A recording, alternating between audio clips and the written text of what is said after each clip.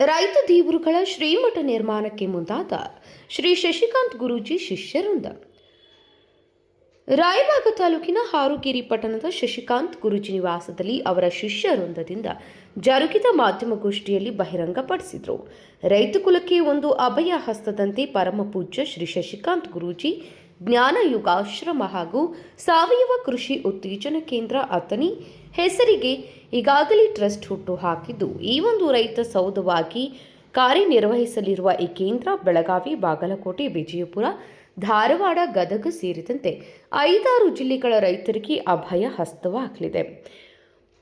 ಮೊಗಳಕೋಡದ doctor Shri Murugharajendra ಮಹಾಸ್ವಾಮಿಗಳ ವಾಣಿಯಂತೆ ರಾಜ್ಯದ ಪ್ರತಿ ರೈತರ ಬಳಿ ಹೋಗಿ 1,008 ರೂಪಾಯಿ ದೇಣಿಗೆ ಸಂಗ್ರಹಿಸಿ ರೈತರ ಶ್ರೇಯೋಭಿವೃದ್ಧಿಗಾಗಿ ಹಗಲಿರುಳು ಕಂಕಣಬದ್ಧವಾಗಿ ನಿರಂತರ ಹೋರಾಟ ಮಾಡುತ್ತಿರುವ ಪರಮ ಪೂಜ್ಯ ಶ್ರೀ ಶಶಿಕಾಂತ್ ಗುರೂಜಿ ಅವರಿಗೆ ಧ್ಯಾನ ಮಂದಿರ ನಿರ್ಮಾಣ, ಸಾಧಕರ ಸಾಧನೆಗೆ ಅನುಕೂಲಕ್ಕಾಗಿ ಪಿರಾಮಿಡ್ ಆಕಾರದ ಧ್ಯಾನ ಮಂದಿರ ನಿರ್ಮಾಣ, ರೈತರಿಗೆ ಅನುಕೂಲವಾಗುವ ದೃಷ್ಟಿಯಿಂದ ಮುಂದಿನ ದಿನಗಳಲ್ಲಿ ಸಮಾಜಮುಖಿ ಕಾರ್ಯಗಳಾದ ಧ್ಯಾನ ಮಂದಿರ, ಅನಾಥಾಶ್ರಮ, ವೃದ್ಧಾಶ್ರಮ ಹಾಗೂ ರೈತ ಭವನ ಕಟ್ಟಡಗಳ ನಿರ್ಮಾಣ ಕಾರ್ಯ, ಅಬಲರನ್ನ ಸಬಲರನ್ನಾಗಿಸುವುದು, ರೈತರ ಸಂಘಟನೆಯನ್ನು ಗಟ್ಟಿಗೊಳಿಸಲು ಬೃಹತ್ ಹೈಟೆಕ್ ರೈತ ಸೌಧ ನಿರ್ಮಾಣ, ರೈತರ ಸಾವಯವ ಕೃಷಿ ಬಗ್ಗೆ ಮಾಹಿತಿ ನೀಡುವುದು ಹಾಗೂ ಉಚಿತ ಮಣ್ಣು ನೀರಿನ ಪರೀಕ್ಷೆ, ವಿಶಾಲವಾದ ಗೋಶಾಲೆ, ರೈತರ ದನಕರಗಳ ಕೊಟ್ಟಿಗೆ, ಗೊಬ್ಬರದ ಮಹತ್ವ, ಗೋಕೃಪಾಮೃತ, ಜೀವಾಮೃತ ಮತ್ತು ಇನ್ನಿತರೆ ಸಾವಯವ ಉತ್ಪನ್ನಗಳ ಬಗ್ಗೆ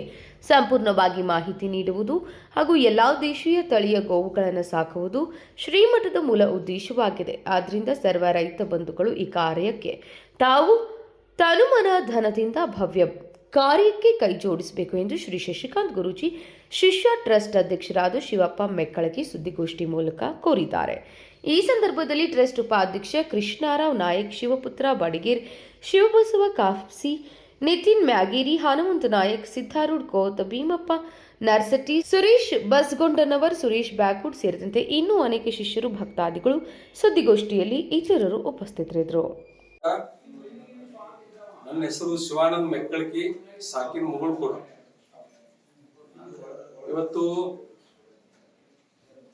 ಪರಮ ಪೂಜ್ಯ ಶ್ರೀ ಶಶಿಕಾಂತ್ ಗುರೂಜಿ ಜ್ಞಾನ ಯೋಗಾಶ್ರಮ ಹಾಗೂ ಸಾವಯವ ಕೃಷಿ ಉತ್ತೇಜನ ಕೇಂದ್ರ ಅಥಣಿ ಈ ಒಂದು ಸಂಸ್ಥೆಯನ್ನ ಸ್ಥಾಪನೆ ಮಾಡಿ ಇದರ ಮುಖಾಂತರ ರೈತರ ಶ್ರೇಯೋಭಿವೃದ್ಧಿಯನ್ನ ಮಾಡಬೇಕಂತಕ್ಕಂಥ ಕನಸಿನೊಂದಿಗೆ ಒಂದು ಟ್ರಸ್ಟ್ ನಿರ್ಮಾಣ ಆಗಿದೆ. ಬಹಳ ಒಂದು ಸಂತೋಷದ ಸುದ್ದಿಯನ್ನ ಕನ್ನಡ ನಾಡಿನ ಜನತೆಗೆ ತಿಳಿಸ್ಲಿಕ್ಕೆ ಬಹಳ ಸಂತೋಷ ಆಗ್ತಾ ಇದೆ. ತಮ್ಮೆಲ್ಲರಿಗೂ ಗೊತ್ತಿದ್ದ ಹಾಗೆ ಶ್ರೀ ಶಶಿಕಾಂತ್ ಗುರೂಜಿ ಅವರ ಹಾಗೂ ನಮ್ಮ ರೈತ ಸಂಘದ ರಾಜ್ಯಾಧ್ಯಕ್ಷರಾಗಿರ್ತಕ್ಕಂಥ ಚೂನಪ್ಪ ಪೂಜಾರಿ ಅವರ ನೇತೃತ್ವದಲ್ಲಿ ತಿಂಗಳಿಂದ ಗುರ್ಲಾಪುರ ಕ್ರಾಸ್ನಲ್ಲಿ ನಡೆದಿರ್ತಕ್ಕಂಥ ಕಬ್ಬು ಬೆಲೆಯ ಹೆಚ್ಚಳಕ್ಕಾಗಿ ಮಾಡಿದಂತ ಹೋರಾಟ, ಅದರೊಂದಿಗೆ ಈ ಕನ್ನಡ ನಾಡಿನ ರೈತರ ಕಣ್ಣೀರನ್ನು ಒರೆಸ್ತಕ್ಕಂಥ ಶಾಶ್ವತವಾದಂತ ಒಂದು ಸಂಸ್ಥೆ, ಒಂದು ಆಶ್ರಮ, ಒಂದು ಮಠ ನಿರ್ಮಾಣ ಆಗ್ಬೇಕಂತಕ್ಕಂಥ ಎಲ್ಲ ಒಂದು ಭಕ್ತರ ಮತ್ತು ರೈತರ ಆಸೆಯನ್ನ ನಾವು ಈಡೇರಿಸಲಿಕ್ಕೆ ಹೋಗ್ತಾ ಇದ್ದೀವಿ. ಈ ಒಂದು ವಿಚಾರವನ್ನ ಶಶಿಕಾಂತ್ ಗುರೂಜಿ ಅವರ ಮುಂದೆ ನಾವು ಪ್ರಸ್ತಾಪ ಮಾಡಿದಾಗ ಅವರು ಆಶ್ರಮ ಮಠಕ್ಕೆ ಅವ್ರ ಒಪ್ಪಿಗೆ ನೀಡಲಿಲ್ಲ. ಇಲ್ಲ, ಒಂದು ಆಶ್ರಮ, ಒಂದು ಮಠ ರೈತರ ಹಿಂದಿದ್ರ ಅದರಿಂದ ಯಾವತ್ತೂ ಕೂಡ ರೈತರಿಗೆ ಒಂದು ಗಟ್ಟಿಯಾದಂತ ಧ್ವನಿ ಆಗ್ತದ ಅಂತಕ್ಕಂಥ ನಿರ್ಧಾರವನ್ನ ನಾವು ತಿಳಿಸಿದ್ವಿ. ಆದ್ರೂ ಕೂಡ ಅದನ್ನ ನೋಡೋಣ, ಯೋಚನೆ ಮಾಡೋಣ ಅಂತಕ್ಕಂಥ ಮಾತನ್ನ ಹೇಳ್ತಾ ಇದ್ರು. ನಾವು ಮುಗುಳ್ಕೋಡದ ಶ್ರೀ ಮುರುಘರಾಜೇಂದ್ರ ಮಹಾಸ್ವಾಮಿಗಳವರ ಹತ್ತಿರ ಹೋಗಿ ವಿಚಾರವನ್ನ ತಿಳಿಸಿದಾಗ ಅವರು ಇಲ್ಲ, ಇದು ಬಹಳ ಒಳ್ಳೆಯ ವಿಚಾರ ಐತಿ, ಮತ್ತ ರೈತರಿಗೆ ಗಟ್ಟಿ ಧ್ವನಿ ಆಗ್ಲಿಕ್ಕೆ ಮತ್ತು ಈ ನಾಡಿನಲ್ಲಿ ಸಾವಯವ ಕೃಷಿ ಅಂತಕ್ಕಂತ ಒಂದು ಏನೊಂದು ಕಾನ್ಸೆಪ್ಟ್ ಬರೀ ಹೇಳುದು ಬಿಡುದು ಆಗ್ತಾ ಇದೆ. ಅದನ್ನ ನಾವು ಕಾರ್ಯ ರೂಪಕ್ಕೆ ತರಬೇಕಾದ್ರ ಒಂದು ರೈತರ ಮಠ ಅಂತಕ್ಕಂಥ ಮಠ ಆಗ್ಬೇಕಂತ ಹೇಳಿ ಗುರುಗಳು ಬಹಳ ಒತ್ತಾಸೆಯಿಂದ ಸ್ವತಃ ಗುರುಗಳನ್ನ ಕರೆದ, ಇಲ್ಲ ನೀವು ಒಪ್ಕೊಂಡ ಈ ಮಠಕ್ಕ ಮಾಡ್ಲಿಕ್ಕೆ ಒಪ್ಪಿಗೆ ಕೊಡ್ಬೇಕಂತ ಹೇಳಿದಾಗ ಗುರುಗಳು ಒಪ್ಪಿದ ನಂತರ ನಾವು ಎಲ್ಲಾ ಜನ ಸೇರ್ಕೊಂಡು ನನ್ನನ್ನ ಟ್ರಸ್ಟ್ ಅಧ್ಯಕ್ಷನಾಗಿ, ಮತ್ತೆ ಕೃಷ್ಣ ನಾಯಕ್ ಅವರು ಉಪಾಧ್ಯಕ್ಷರಾಗಿ, ಶಿವಪುತ್ರ ಬಡಗೇರ್ ಅವರು ಇದರ ಕಾರ್ಯದರ್ಶಿಯಾಗಿ, ಮತ್ತು ಕಾಪ್ಸಿ ಅವರು ಮತ್ತೆ ಈ ನಮ್ಮ ಸುನೀಲ್ ಅವರೆಲ್ಲ ಒಂದು ಸದಸ್ಯರಾಗಿ 11 ಮಂದಿ ಒಂದು ಟ್ರಸ್ಟ್ ಅನ್ನ ನಿರ್ಮಾಣ ಮಾಡಿದೀವಿ. ಒಂದು ಬಹಳ ಒಂದು ಸಂತೋಷ ವಿಷಯ ಏನಪ್ಪಾ ಅಂತಂದ್ರ ಈ ಸಂಸ್ಥೆ ಇಷ್ಟ ಪ್ರಾಮಾಣಿಕವಾಗಿ ಮತ್ತ ರೈತರ ಒಂದು ಅಭಿವೃದ್ಧಿಗೆ ಕಂಕಣಬದ್ಧವಾಗಿ ಯಾವತ್ತು ನಿಲ್ತದ ಅಂತಕ್ಕಂಥ ಮಾತನ್ನು ನಾನು ಬಹಳ ವಿಶ್ವಾಸದಿಂದ ಮತ್ತ ಬಹಳ ಪ್ರಾಮಾಣಿಕತೆಯಿಂದ ಹೇಳ್ತೀನಿ. ವಿಚಾರ ಏನಪ್ಪಾ ಅಂತಂದ್ರ ನಮ್ಮ ಭಾಗದಾಗ ಒಂದು ಗುರುಗಳಿಗೆ ಅವರು ಆತ್ಮಜ್ಞಾನಿಗಳಾಗಿರೋದ್ರಿಂದ ಯಾವತ್ತು ಅವರು ಆತ್ಮಜ್ಞಾನ ಮಾಡ್ಲಿಕ್ಕೆ ಒಂದು ಉತ್ತಮವಾದಂತ ಒಂದು ಗುರು ನಿವಾಸ ಅಂದ್ರೆ ಧ್ಯಾನ ಮಂದಿರವನ್ನು ನಿರ್ಮಾಣ ಮಾಡಬೇಕು. ಅದರೊಂದಿಗೆ ಒಂದು ಉತ್ತಮವಾದಂತ ದೇಶದಲ್ಲೇ ಅತಿ ದೊಡ್ಡ ಪ್ರಮಾಣದ ಗೋಶಾಲೆಯನ್ನ ನಿರ್ಮಾಣ ಮಾಡಿ ನಮ್ಮ ಜಗತ್ತಿನ ಎಲ್ಲ ಜವಾರಿ ಇರ್ತಕ್ಕಂಥ ಎಲ್ಲ ಆಕಳಗಳನ್ನ ಆ ಒಂದು ಆಶ್ರಮದಲ್ಲಿ ಸಾಕಬೇಕು. ಅದರಿಂದ ಬಂದಂತ ಏನು ಒಂದು ಗೋ ಕೃಪಾಮೃತ ಆಗಿರ್ಬೋದು, ಮತ್ತೆ ಏನು ಸಾವಯವ ಕೃಷಿಗೆ ಬೇಕಾದ ಎಲ್ಲ ಉತ್ಪನ್ನಗಳನ್ನ ತಯಾರು ಮಾಡಿ ರೈತರಿಗೆ ಉಚಿತವಾಗಿ ಕೊಡ್ತಕ್ಕಂತ ಕೆಲಸ ಆಗಬೇಕು. ಮತ್ತೆ ಮುಂದುವರೆದ ಈಗ ನಾವು ಬಹಳ ಕಡೆ ನೋಡ್ತೀವಿ, ವಿಧಾನಸೌಧ ನೋಡ್ತೀವಿ, ವಿಕಾಸ ಸೌಧ ನೋಡ್ತೀವಿ, ಉದ್ಯೋಗ ಸೌಧ, ಇದು ಎಲ್ಲಾ ಸೌಧಗಳು ನಿರ್ಮಾಣ ಆಗಿರೋದು ರೈತರಿಂದ.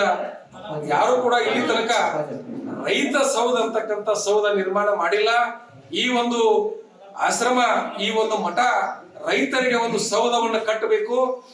ಇವತ್ತು ನಾಡಿನ ಅತ್ಯುನ್ನತರು ಯಾವ ರೀತಿ ಆ ಒಂದು ವಿಧಾನಸೌಧದಲ್ಲಿ ಕೂತ್ಕೊಂಡು ಈ ನಾಡಿನ ಅಭಿವೃದ್ಧಿಗೆ ಚರ್ಚೆ ಮಾಡ್ತಾರಲ್ಲ, ಅದೇ ರೀತಿಯಾಗಿ ಈ ರೈತ ಸೌಧದಲ್ಲಿ ರೈತ ನಾಯಕರು, ರೈತ ಮುಖಂಡರು, ರೈತರು, ಗುರುಗಳು ಕೂಡಿ ರೈತರ ಅಭಿವೃದ್ಧಿ ಯಾವತ್ತೂ ಕೂಡ ಆಗ್ಬೇಕಂತಕ್ಕಂಥ ವಿಚಾರವನ್ನ ಚರ್ಚಿಸಲಿಕ್ಕಾಗಿರ್ಬಹುದು. ಮತ್ತೆ ಅತಿ ಮುಖ್ಯವಾಗಿ ರೈತರಿಗೆ ಮಣ್ಣು ಮತ್ತು ನೀರನ್ನ ಪರೀಕ್ಷೆ ಮಾಡಿ ನಾವು ಉತ್ಪನ್ನಗಳನ್ನು ಬೆಳೆದ್ರೆ ಭೂಮಿಗೆ ಏನ್ ಬೇಕು, ಏನ್ ಹೆಚ್ಚಾಗಿದೆ, ಏನ್ ಕಡಿಮೆ ಆಗಿದೆ ಅಂತಕ್ಕಂಥ ವಿಚಾರ ತಿಳ್ಕೊಂಡು ನೀರು ಮತ್ತು ಮಣ್ಣನ್ನ ಈ ಮಠದಿಂದ ರೈತರಿಗೆ ಉಚಿತವಾಗಿ ಪರೀಕ್ಷೆ ಮಾಡಿ ಆ ವರದಿಯನ್ನು ಅವರು ಮನೆಗೆ ಮುಡಿಸ್ತಕ್ಕಂತ ಕನಸ ಈ ಒಂದು ಮಠ ಹಮ್ಮಿಕೊಂಡದ.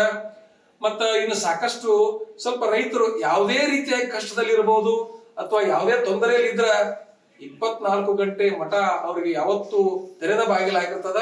ಅಂತವ್ರು ಬಂದಿರ್ಲಿಕ್ಕೆ ಒಂದು ಅನಾಥಾಶ್ರಮ ಅನ್ಕೋಬಹುದು, ನಾವು ಅದಕ್ಕೆ ವೃದ್ಧಾಶ್ರಮ ಅನ್ಕೋಬಹುದು, ಅಂತವ್ರಿಗೂ ಕೂಡ ಬಹಳ ನೆಮ್ಮದಿ ಜೀವನ ಕಳೀಲಿಕ್ಕೆ ಅಲ್ಲಿ ಅವಕಾಶವನ್ನ ಮಾಡಿಕೊಡ್ತಕ್ಕಂತ ವಿಚಾರ ನಮ್ಮಲ್ಲಿದೆ. Sachin Byakudi, KMM news, Raybag.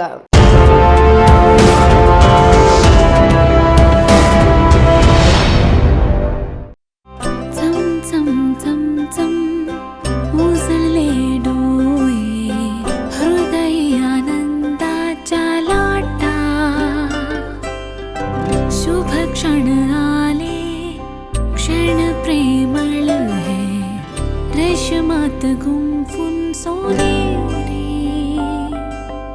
BS Channabasappa and Sons, The Textile Mall, Tilakwadi, Belagavi.